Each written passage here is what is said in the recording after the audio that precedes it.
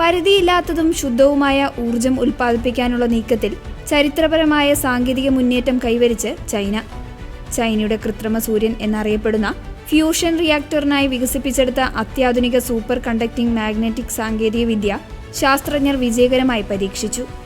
സൂര്യനിൽ സംഭവിക്കുന്നതിന് സമാനമായി വൻതോതിൽ ഊർജം ഉൽപ്പാദിപ്പിക്കുന്ന സംവിധാനമാണ് കൃത്രിമ സൂര്യൻ.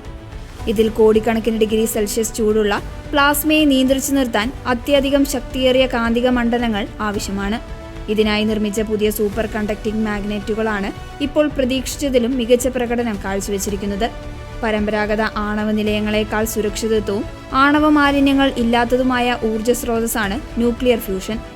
അതിതീവ്രമായ ചൂടും സമ്മർദ്ദവും അതിജീവിച്ച് പ്ലാസ്മയെ കൃത്യമായി കേന്ദ്രീകരിക്കാൻ ഈ പുതിയ മാഗ്നറ്റ് സംവിധാനത്തിന് സാധിക്കുമെന്ന് ശാസ്ത്രജ്ഞർ വ്യക്തമാക്കി. ഭാവിയിലെ ഊർജ്ജ പ്രതിസന്ധിക്ക് ശാശ്വത പരിഹാരം കാണാനുള്ള ഈ പരീക്ഷണ വിജയം ആഗോള ശാസ്ത്രലോകം വലിയ പ്രാധാന്യത്തോടെയാണ് വീക്ഷിക്കുന്നത്. വിപണിയിൽ വാണിജ്യാടിസ്ഥാനത്തിൽ ഫ്യൂഷൻ ഊർജ്ജം ലഭിക്കാനുള്ള ചൈനയുടെ നീക്കങ്ങൾക്ക് ഈ പുതിയ മാഗ്നറ്റ് പരീക്ഷണം വലിയ ഊർജ്ജം പകരും.